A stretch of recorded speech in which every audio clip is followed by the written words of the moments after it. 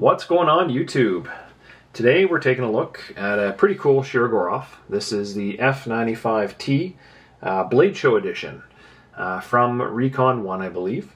And I just wanted to kind of do a quick casual conversation talking about this knife, comparing it with a couple other Shirogorovs, and doing a quick overview. As you guys know, this is a super casual conversation, nothing too in-depth, nothing too detail-oriented. It's more or less just me talking to you about a cool knife that I appreciate, and you know, and kind of putting together an archive of perhaps down the road someone will find this interesting. So I also wanted to let you guys know that I do put a lot of these items for sale on my business website, bladezilla.ca.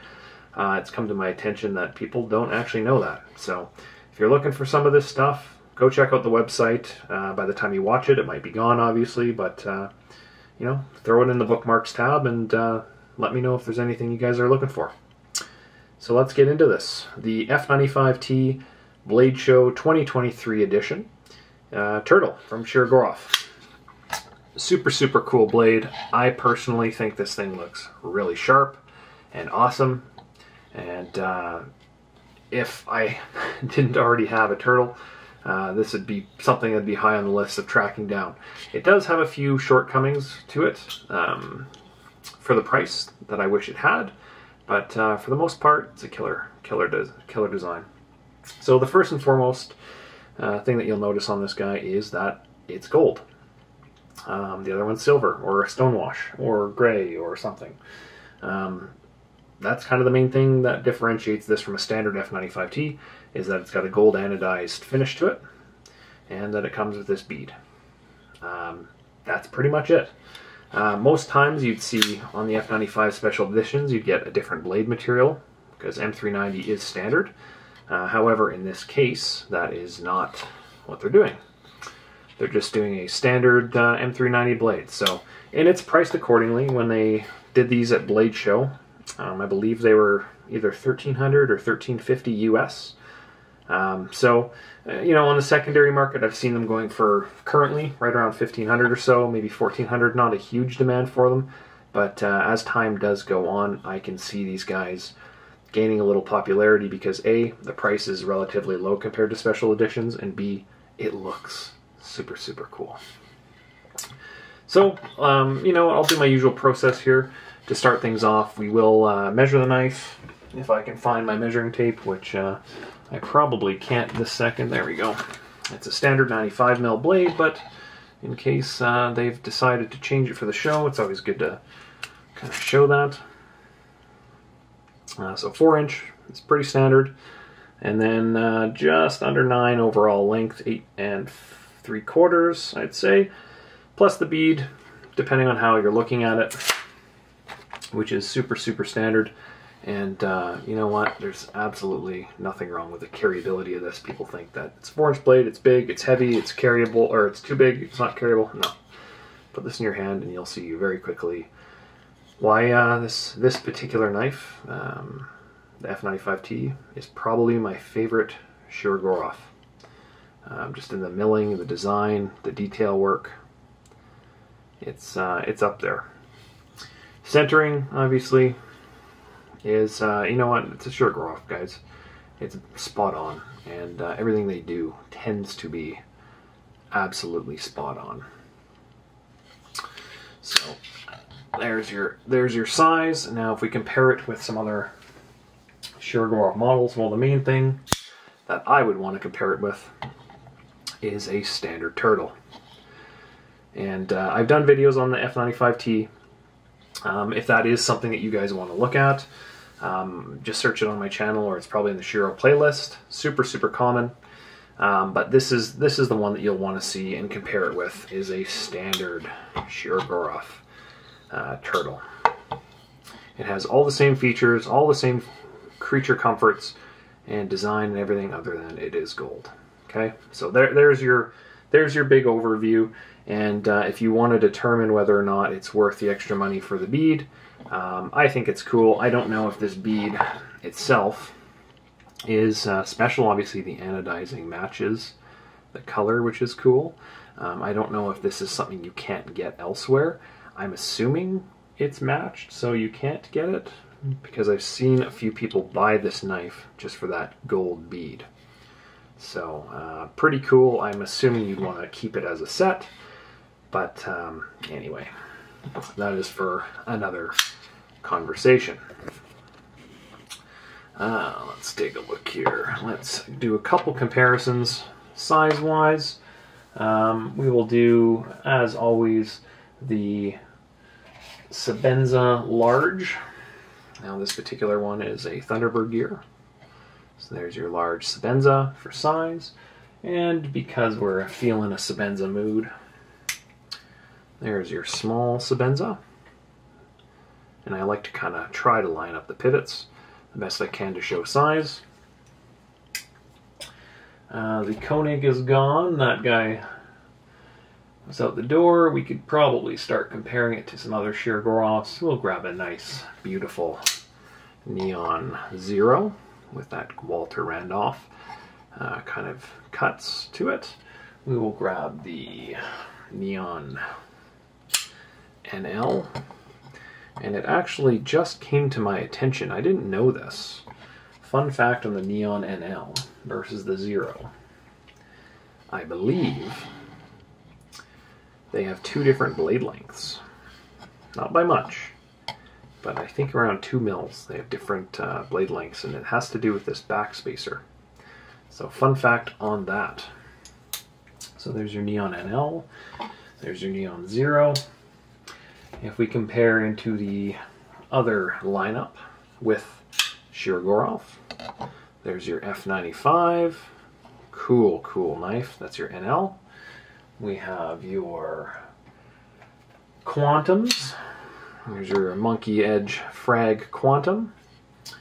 We will have the Stellar, which is that guy. And if we're in the mood, I don't know if we are, but let's get a couple of these guys out of here. I'm feeling a nice little comparison, even with the 111, because it's that kind of a day. I'm feeling it. So, Stellar. Remember, there's a size down from the Stellar. Maybe I'll make room for all this to kind of show it all. But here's your 111 for reference if you want to size the bead. And then we will throw the Neon back in the mix for reference. So there you go. Small, medium, large, extra large, or regular, large, large, extra large. I want to remind you, Shirogorovs are a very different size in your hand, and something even like a 111 is very carryable as a complete murder weapon. I don't have that production Stellar. That guy is out and about, which is fine. A couple other comparisons we could probably do.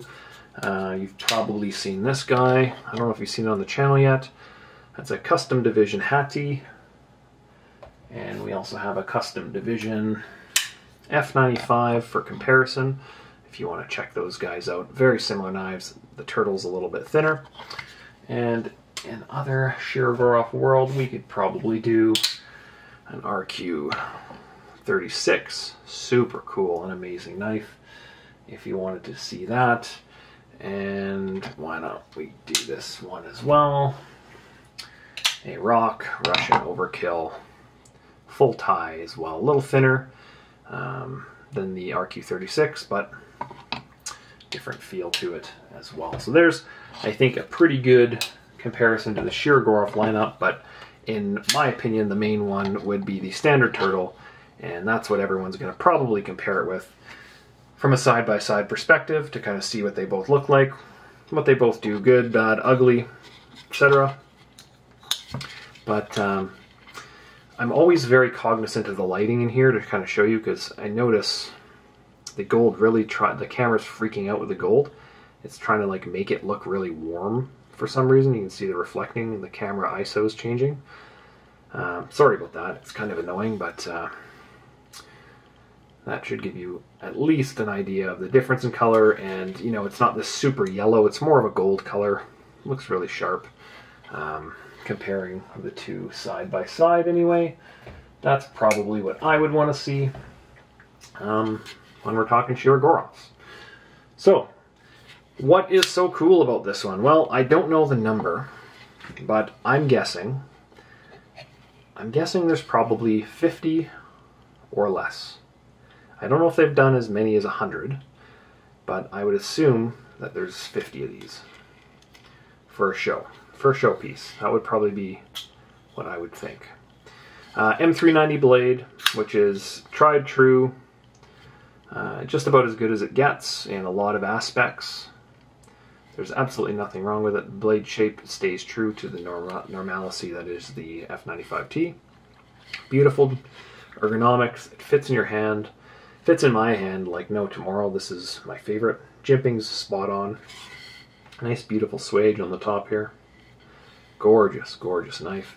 It runs on multi-row bearings, which it will actually state on the inside of here. And if I grab my little light, as always, I will try my best to show you that. On the inside, you can kind of see right where that little cutout is for the flipper. It should say MRBS, which is multi-row bearings. Now, a difference between multi-row bearings and single-row bearings, think of it as single-row bearings are very much like a standard bearing that you get in other brands.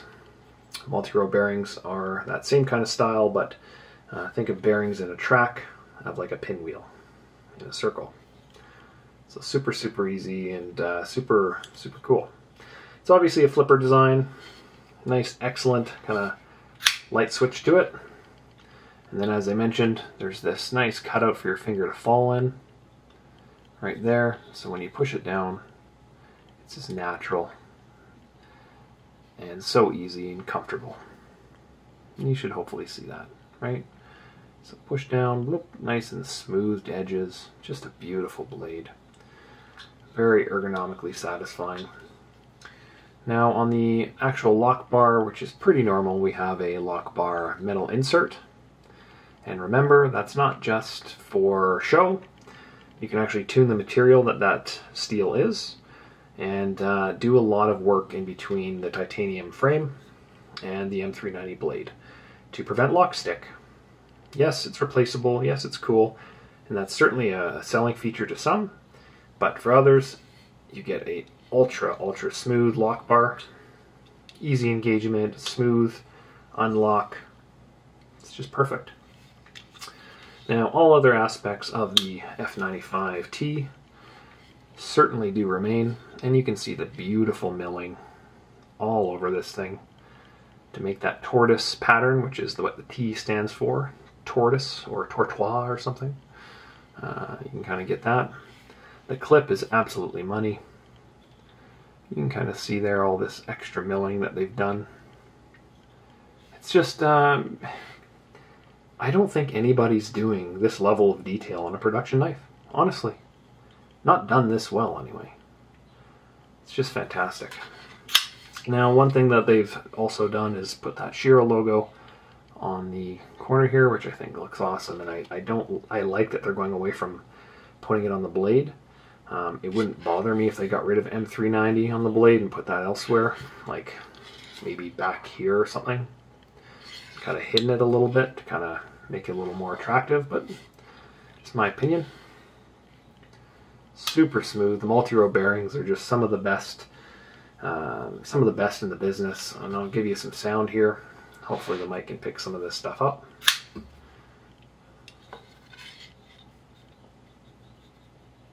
Just floats home like no one's business.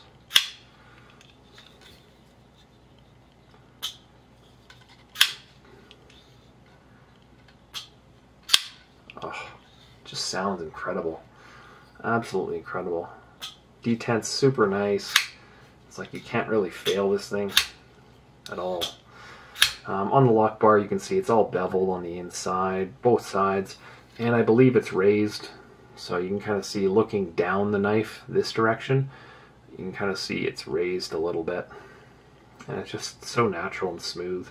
Your thumb just falls right in place in that zone. The milling on this on that lock bar is just incredible all around. And then on the inside, I'm not going to take this apart, obviously. This particular knife will be for sale.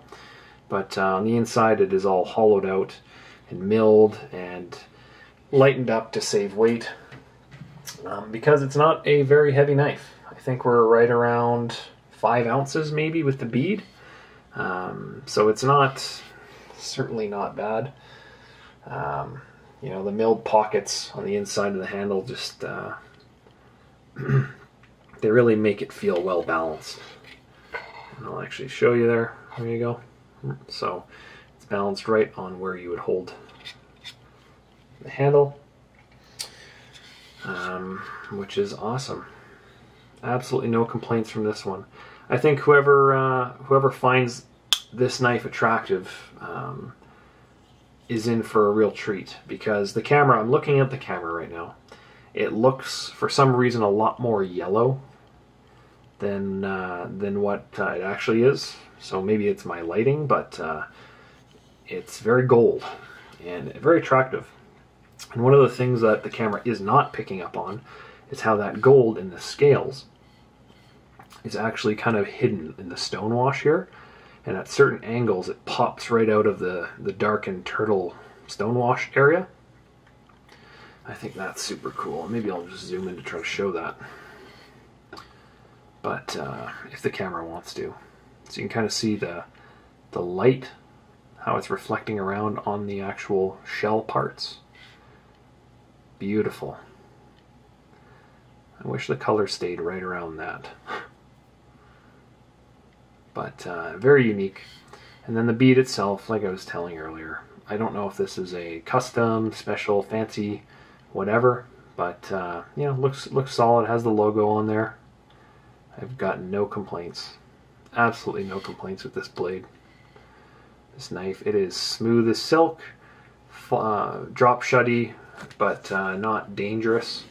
And you know, my test that I like to do on these blades is I'll throw it up in a vertical position, and that'll give you an idea of where my camera angle is. And I would like to be able to park it at any point down the stroke without it falling down. And you can do that. It is smooth. And remember, there's that much sticking out, you can just give it a little whoop, and it just falls so smooth. The Shiros just absolutely float. Look at that. They just float home. Some of the best. Absolutely some of the best knives out there. Some other aspects of this particular design. Obviously, we talked about that metal insert on the lock bar. Talked about the pocket clip. What we didn't talk about is how the pocket clip is actually angled so that the anchor point on it is leaning on the non-lock side of the it's not leaning on the lock bar, let's put it that way. So when it's in your hand and you're holding it like this, and you're trying to launch it out, it transfers all the hand palm pressure from the clip onto the frame instead of the lock bar. And that's the one thing that Shirogorovs are kind of known for, is that when you put pressure on the lock bar, yeah, they get a little sticky. They don't like that, so just make sure you're holding the clip. And what I do is when I'm holding this to launch it, I'll take my back couple fingers and I'll literally put it right on there, and it's not even a problem. But that's just me. I don't know if that's what everyone else does. It's just what I'm doing. So a real warm looking knife with that gold, and it's beautiful. And then we've got this full length backspacer, and I think the backspacer is the same, so let's grab that other turtle. Yeah, same exact backspacer all around, and this is something I've come to really like, in how they build that lanyard hole in there, very nice and clean, and that if you did want to remove it, it doesn't modify the actual side profile of the knife. I really like how they do that, and how it's kind of hidden in there. Yes, you know, Shirogorovs do require, quote, a special tool, but, like, let's be honest, you guys could use, like, a penny or a credit card, just something softer than the metal. You're not going to have any issues. You know, I didn't jump into the Shiro tool till I owned maybe 10 of them, so that should give you a good idea. It's very rare to even have to open these things up to do any maintenance. Out of the box, they are as smooth as silk, and should be for years to come. as well, which is awesome. And then one thing that I wanted to point out as well, the F95T, a lot of people don't realize that the tab on the top here is actually pulled back compared to the Quantum. And if we grab this standard Quantum, you can see how the tip of this, see how the tab's right in line with the frame? Whereas on the F95, it's kind of pulled back a little bit. So it's not a big deal, but some people, you know, having a little bit smaller hands, that's a real attractive feature because it pulls that back, you know, 1/2 centimeter. You can put them side by side, you can kind of see that difference. Just a little further ahead, not a big deal, but for me, this is more representative of kind of a traditional flipper tab, whereas that's more an integrated one. Take that for what you will, but if you have short little stumps, then maybe that helps you. Me, myself, XL gloves, I don't have any problems holding this. You know, lots of room on the handle. I could have 6 fingers and I'd still have room. Fits very nicely and an absolute beauty of a knife. I think whoever ends up with this one is going to love it. Oh, smooth. This is one of the smoother MRBS, multi-row bearing system knives that I've had the pleasure of holding. I wonder if they put any extra love into this special edition stuff versus the standard production runs, but it's certainly a stunning, stunning piece. Nice loud crack too when you shoot that guy out. Cool. Well, I think that is going to be it for me. If you want to check out that F95T video, I go into a little more detail on little features about the knife being 40 minutes long, but seeing as how we're at over 20, that's probably a pretty safe place to kind of wrap that up. But at least you guys got to see what the gold looks like in real life with a normal background and show you some of the details. So if you guys have any questions, please leave them below. I read every single one and will reply to every single one. Otherwise, like, subscribe, share. Go check out the store, bladezilla.ca, where when I post this video anyway, should have one of these in the store, available and ready to go. Okay. Thanks for stopping by, guys, and we'll catch you on the flip side. Peace.